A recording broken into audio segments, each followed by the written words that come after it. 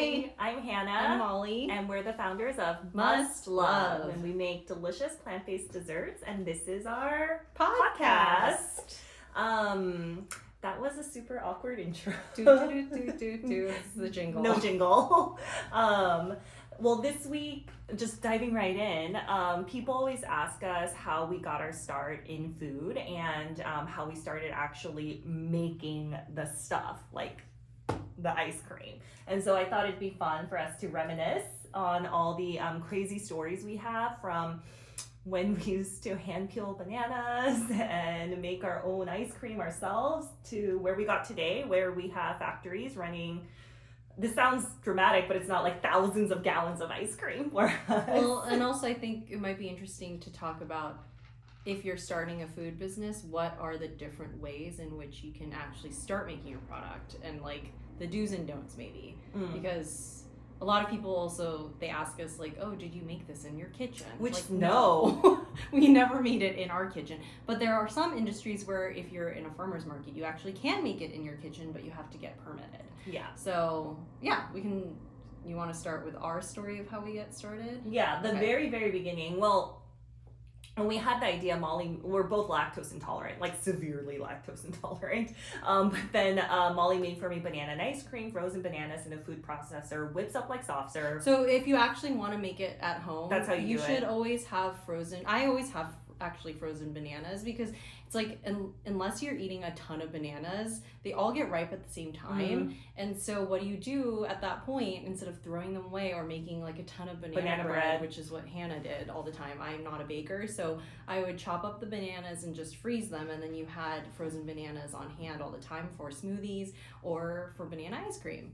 So you put them in a food processor or a blender, put a splash of your milk of choice, and then you can add like peanut butter or chocolate or whatever you want. And then the texture, when you blend it, it's like soft serve. It's very, very good. And actually, it's very banana-y, but it actually, if you put in peanut butter or chocolate, or like cocoa powder, it tastes so good. So I made this for Hannah after dinner, and I was like, literally, this is bananas, because it was just bananas, and it was so good, and it was like, why is no big company making it? We should make this. And so our very first test batch was that batch. We put it in like Tupperware, like plastic Tupperware you have at home, and then put it in the freezer. And then the next day I tried to eat it, and that's when I was like, oh, this is why nobody makes this, because it was ice. It was terrible. It was terrible. It was like super hard, and you can't break into it. You can't scoop and then it. As soon as you actually do melt, you think, oh, let's just let it thaw a little bit. It's goopy and slimy. It's disgusting. So that is something that you have to eat on the spot. Yeah. And we were like, well, is there a version of this which is banana based that can be an ice cream replacement? Because at that point in our lactose intolerant lives, I honestly just stopped eating ice cream, which is very sad. It was my favorite food as a child. Like, not just dessert, it was like my favorite food. Like, most kids, like, they love ice cream. Most kids like ice cream. But until I was quite old, like, if you said, what's your favorite food? Mine would be ice cream.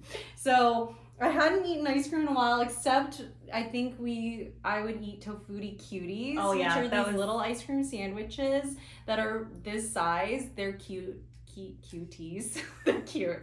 But they're tofu. Yeah, soy-based tofu tea. They're not tofu based. They're soy based. Soy based. Yeah. It's confusing. The name is like there's a branding issue. Cute. I like the name Cutie. Like, I like that it has cutie in it. Yeah, like the oranges too. But anyway, there's a branding problem. Call us Tofutti, we'll help you. They're still around. Yeah, they taste really good. So that was like the only thing we thought, until we made our own ice cream, which tastes so much there's like better. a nostalgia piece to it, but honestly, I haven't had one in a while, maybe. Well, in any case, so we only used to have Tofutti Cuties because that was the only thing we could eat, and then after a while we stopped eating those because you want to eat healthier. Yeah, so anyway, this is like, when was this? 2016. And Hannah and I were working at this is our company. Just wanted to show the branding. We were working at a big food company, and we were doing this on the side, thinking about like how to do this, and then started learning about the chemistry of ice cream, which is It's hard. It's hard, and it's like very scientific. But we read books and figured out what the issues were, had a spreadsheet about ratios of fat and all these things. So we added sugar, added fat, but all through natural ingredients like coconut milk, dates for sugar instead of just throwing in a bunch of cane sugar. And so it was very like the way that we would approach it at home. And when we found a formula, we were like, okay, this is how we can make our ice cream, but who can make this for us? Nobody. If we went to a large factory, first of all, they'd be like, okay, well, we don't want to make this for you, because also at the time we were peeling bananas, like one by one.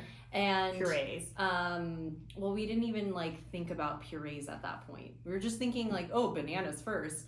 And then all of them would probably force us to work with food scientists to make it in an easier way, which in retrospect, I feel like maybe we would have shortcutted some things to the place where we are now, but it would have also been, they would have added a lot of things we didn't want to add. And it would have tasted totally different. Yeah. Yeah. And so it would have just been sorbet. Mm-hmm, yeah. And so, like icy. Yeah. And so I think also at the time we were like, let's just figure out the fastest way of making a product that we can see if there are legs to it. Right? Yes. And so that meant us manufacturing it ourselves. Yes. And so so here, if we had something that didn't need to be frozen or wasn't like temperature sensitive, in the state of California, you could do cottage license and you could make it in your house. Like if you made like cookies, for example, you could do that, or granola or anything, or lots of things that you find at the farmer's market. Yeah, like farmers, like dry type stuff, you could possibly do that. For us, we have a temperature sensitive product. So we knew we needed to go to a commercially licensed space. And so the cheapest way for us to be able to do that at first was to go to an hourly kitchen. And so we rented a kitchen by the hour, like a commercial kitchen, fully licensed and everything, got our health permit, all of that. And we had to find small scale equipment. So we have Stella, which is our first baby ice cream machine, which is like we started at home with tiny Cuisinart ice cream machines that you can buy like on Amazon. At like Bed Bath. These are commercial-ish ice cream machines, but it's like what a restaurant would have if they're making ice cream for dessert, like dinner service or whatever. Like on Top Chef when they make ice cream, like that size, very small. So it would make 10 pints per batch. Yeah, every 30 minutes. Yeah, it was like 20, 25. And then we would hand scoop the ice cream into pints. Yeah, so we had that machine that we had on a cart that could live at the hourly kitchen, but everything else we had to bring in terms of equipment. Food processors. So we had big bins that every time we had a production day, we would bring these big bins in my car and then our packaging, all the ingredients. And luckily they had a walk-in freezer that we could use in terms of actually freezing and storing the ice cream. Yeah. So that was day one. And so that got us to like samples and like our first couple of retailers. But you know, we knew walking into that kitchen space that we would never make enough ice cream in an hour to even pay for that hour. Yeah. Like it was just the math didn't make sense. But we knew it was the lowest amount of cash outlay in the beginning that we could do, knowing we're not going to make any of it back, but the littlest investment we could make to just try it. Yeah. And so that's why we made that decision. So if you're in that position where you're thinking about how do I test this with as little money as possible, if you think of it as like an experiment and as like an investment in testing, then I think that is a really great way to go. Should I pause and answer a question that we got on live? I should. Oh my gosh, we got a question. Okay, so the question is, I used to be able to find your ice cream bars at Sprouts. Are they no longer carrying them? Unfortunately, they are not carrying them anymore. But if you're local in the Southern California, SoCal area or Arizona, Nevada, and Hawaii, they can be found at Whole Foods. And then just keep your eyes peeled for new stuff that's coming out from us at Sprouts. And thank you so much for asking that question. Oh my gosh, we got a question. We're also doing this live. Okay, yeah, that's for our YouTube but that's and Spotify for later, explaining what's happening. But I think that's good. It's like yeah. Figuring things out, guys. That's what it was in the beginning. Okay, so I think once we got up to a certain point of stores, like 10 stores, we were like, okay, we can't make enough ice cream. Also, they won't let us store that much ice cream there. We're really pushing it. Yeah. And so we were looking for more permanent space that we could set up our little ice cream manufacturing situation. And so this is where being food is there's a lot of startup costs, because if you think about the permitting and the safety stuff that you as a consumer also want, like I want to make sure that people are looking at the facility where my food is being produced, but it is very expensive. So it's not like we could just rent some random like kitchen or something, because that you won't be able to permit that for wholesale business, meaning selling to retail stores. Yeah. They have particular standards. And so there are facilities that we were looking at that help you along the way in terms of getting that permitting off the ground, and also have the infrastructure in terms of like dishwashing and all these other things, and larger refrigerators and freezers that we could leverage instead of having to build that out ourselves. Yeah, so we found a place, at the time it was called LA Prep, and now they're rebranded to Amped, and they have multiple locations, not just in Los Angeles.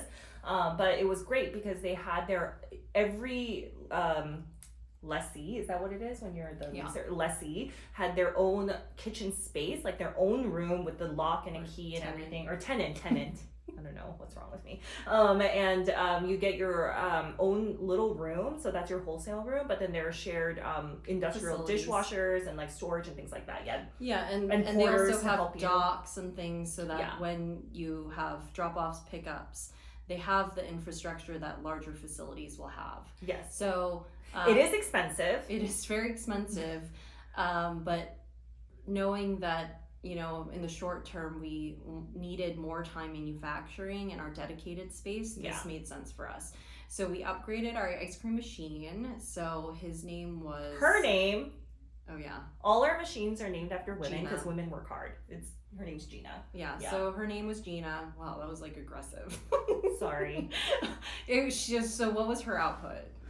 It was like 30 pints every 15 minutes. Yeah, so I mean, graduating from Stella to Gina, it was like, wow, this is amazing. And then we also had a filler, which was a 1-up filler. So instead of packing, literally, like when we started, we would have scoops, we'd have gloves on, we'd scoop the ice cream in. It was like hand scooped, like in an ice cream shop, and then we'd flip it over and then have it frozen.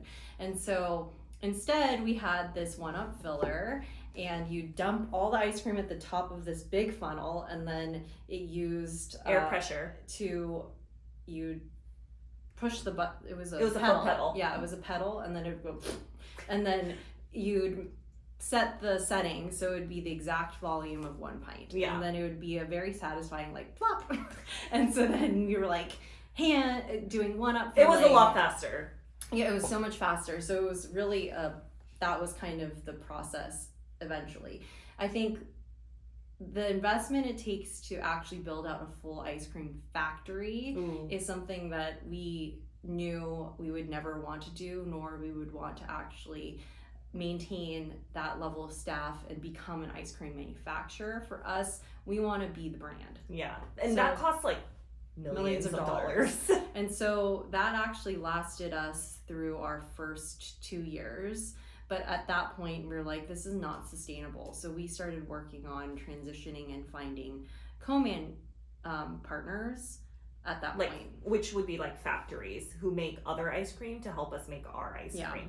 But I think we could take a step back. So that's like the outlay of our overview. Process. But like, what was actually the nitty gritty of like getting ingredients to these facilities? It was terrible. I mean, honestly though, thinking back, those are like the fun memories. Well, I mean, they're really funny now, but in even the moment, at the time, it was funny. So one of the big thing was like actually procuring our ingredients. So initially, we couldn't go out and like work with distributors to like buy things by the pallet. Yes. Like, it's too much. That's too many bananas. So LA has one of the biggest produce markets like in the country, which is really cool. It's in downtown LA. You can go, anyone can go. It's really cool. But we wouldn't be able to buy, I mean, at this point we could, but at the time we couldn't buy so much to get an account or something there. But what's cool is that next to that is a separate area which basically buys pellets from those, breaks them down, and so instead of buying a full pallet, you could buy like a case of whatever ingredient you want. It's really fun. I feel like anyone in LA should actually go, but it opens at like 5 a.m. It is very early. So a lot of like restaurants go there like to get mom and pop shops, and a lot of those smaller fruit produce stands, like a lot of those people will buy their produce there. So we would go at like 5 a.m. in our personal vehicles, which at the time was an Acura sedan, and then buy cases of bananas. I could fit more. I have like a little mini crossover SUV, so I could fit like 20 cases, I think, of which is a lot because it's 40 pounds per case of bananas. So it'd be packed to the brim. Like, I remember driving and then having bananas like being pushed against. It's really dangerous. Like pushing against my headrest. Like I'd have to drive very carefully. And there's like no visibility because all the mirrors are blocked. So then, and bringing those bananas to the kitchen. So we had like hundreds and hundreds of pounds of bananas.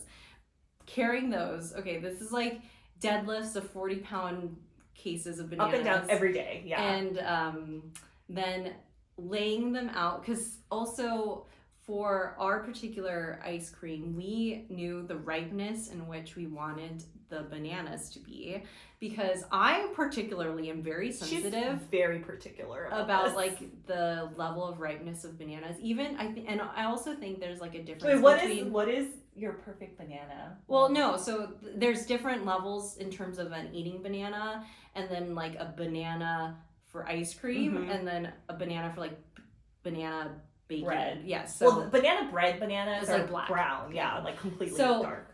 So for me, anything that even has the hint of green, like you need to not even touch that. Like anyone. It's controversial. No, anyone who eats a green tinged banana or is a even psychopath. like perfectly yellow, no, not enough. So. And if you are that person, I will die on this hill. Like, tell me that after you eat that banana, you don't go like this. And there's like a starchiness. It's disgusting. It is not good. So I have this strong opinion about bananas. So don't eat that banana. So who was in charge of the ripening process though? I was. And then sometimes she'll come and eat one banana and then she'll be like, there is a starchiness to this banana. We can't use this banana. So my perfect eating banana is like yellow and then just starting to hints of like spots, but not like my freckles. Yeah, you're like your face. Get close in. Chill. I don't know if they can see my freckles. So that's like the perfect eating banana.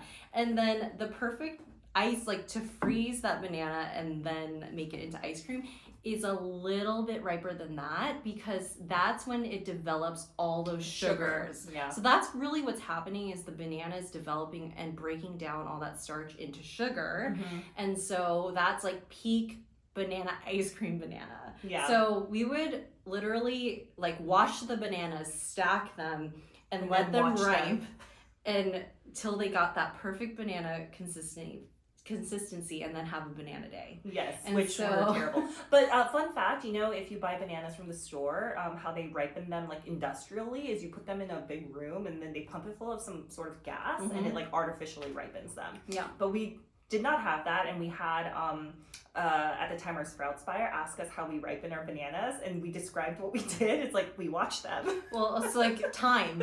That's how we ripe them. Because he was expecting an answer like we use some sort of gas. Yeah, but that was not true. And so we would process all the bananas on one day. So that was like banana Mondays. And we would these are trade secrets, but I will say, like, basically we would process them so that we would have all of these bananas prepped and ready to be frozen, and then we'd put them in these walk-in freezers to be ready to be processed. Yes. So that was like, that's a fun story, and also not how we make our ice cream today. No. But like that was the original real batches. bananas. Of course. We just don't peel them ourselves and process them and like do them and ourselves. and there's now the way that we source our bananas, it's much more it's all we on contract. But also like consistent. Oh, So we yeah, know yeah. that they're all going to be kind of the same ripeness, and it's exactly to our specs. Yeah, it's not like us going to Based the off- market. And you know, sometimes there was one time a hurricane in South America, and there were no bananas to be had in Los Angeles except like at the produce markets. Like we couldn't buy them wholesale. Do you remember? Yeah. And then I had to buy them by the case from Ralph's. Yeah, and Like, then That like, was the cheapest way for us no, to but buy I also bananas. remember like also we started to go to different because they weren't the right ripeness. Yeah. And so then we started like trying to find different markets, driving around, and we're like, wait, they're all going to be same ripeness because they do the same thing. They buy it by the pallet and then just break it down. It's all the same bananas. We're idiots. So lots of learning. Yeah. Like driving around the city. That was. I remember being really stressed about week. that. Yeah. So that was like obviously with banana-based ice cream, that was like our number one ingredient and thing that we needed to always be concerned about is like how many bananas we would need and where we were getting them from. And then another ingredient was dates. So this is like, wait, can we tell them like the stupid super thing we idiotic. used to do? Yes, okay. So, I mean, this is like day one when we were in our hourly kitchen. So we obviously couldn't source like a lot of dates, but so the like easiest place for bulk buying was As like a regular consumer, is Costco. So it's like, okay, Costco has dates that, you know, our big packages works out, whatever. But they're not pitted. Because they're premium medjool dates. Yeah, Like these so are fancy This dates. is day one. I'm like, Yeah. people are gonna think we're dumb, but it like this was the easiest way It of was the getting cheapest a way ton, for us to do it. ton of dates. But we would have to pit all of these dates, like whole dates, and break them apart and pit the dates, and then puree them to get into a date paste, and then we realized that then eventually we would like source larger amounts of dates, etc., and then pitted dates, which was like a revelation. And then we found out that our supplier made this thing called date paste. So it's already ground up, Yes, like so- what we were doing. Yeah, but it was crazy. It comes in blocks of, I'm making a hand I think it was gesture. like 40 or 30 pound blocks. Yeah. And so they were heavy boxes of dates. But that actually we sourced from the main produce market. So that's hilarious because we would drive like my car, and then in the big produce market, it's all these semis. Like 53-foot Trailers. like trailer trucks. And then my little car parked in between to literally get one box at a time of date paste. But I feel like they really enjoyed our business in terms They of like always not laughed the when we- money, but us as customers, they thought we were really funny. Like, what are you doing with all this date paste? And then we explained we're making banana-based ice cream. They're like, okay, well, this is like really weird. So, that was dates. And then the other major ingredient in our product is coconut milk, which where did we used to buy our coconut milk, Molly? from Whole Foods. Because honestly, it was like It was the best price. best price, and it, well, no. Well, and at the then- time. And then we found that there's this. I got really excited. I got really You can excited. explain it. The Thai market. Yeah. So if you're in LA and all these gems, there's like Oh my god. Costco, but for Thai Thai things. and like other Asian Yes. foods. It's called Laxi. LAX-C And it's like Restaurant Depot for Asian for food. Asian. And if you don't know what Restaurant Depot is, also if you have to be like a restaurant or. You have to have a wholesaler, business, right? Yeah, Business, you can't yeah. be like a regular consumer. But I know I've seen people that own restaurants buy stuff for themselves. Oh, Because yeah. Remember those ladies seafood with all the people? seafood, yeah. No, it was a couple. It was definitely for dinner. They were throwing a dinner party. They like bought like a lot of lobster, crab, and like oysters, and it's like you're just having a party. Yeah, but they have like restaurant quality, like produce, meat, Dry goods. like Yeah. paper plates, like. So Laxi is basically that, but for Thai food, which is so fun, and they also have a really good food court. So then, obviously, Thai food, there's a lot of coconut milk. That coconut milk was excellent quality and then in great larger and in cartons instead of having to price. Tiny cans. do cans by your hand, Yeah. which hurt your hands. And then so Whole Foods lost our coconut cream business. I think they're fine. They're fine. They're fine. And Yeah. so Those were were our funny earliest early days. stories. But we still actually buy that coconut cream whenever we do R&D because it's like it's the perfect one. Mhm. And then what so happened? so as I mentioned, I think as we are expanding, just knowing the math of how much ice cream we could make per hour, we could never Not enough. scale this. And so we would need to graduate into finding a partner that could help make our ice cream. So it took a while because obviously our ice cream is very unique. It's banana based. It uses real produce instead of just powders and liquids like normal Typical ice cream or just milk. And luckily we've had great partners that you have to kind of bring your recipe, figure out how to work it on their equipment, do R&D runs. They'll have minimums that you have to do, and then kind of build the relationship. So we have partners that we've worked with since those early days, like 2018, that we've grown with. And now we have oat milk based Mhm. ice cream bars and pints and something else coming soon. Yeah, so that's where we are manufacturing wise. But I think in terms of any new brand, it depends on what your product is. If you can own your own manufacturing, that's great. Obviously, you have a lot more things to worry about because you're actually maintaining so much more operations in terms of manufacturing. Staff. But there are benefits too. You have a lot more oversight, control, flexibility. Obviously, also if the margins work out, you're not paying over what just the raw materials and labor is.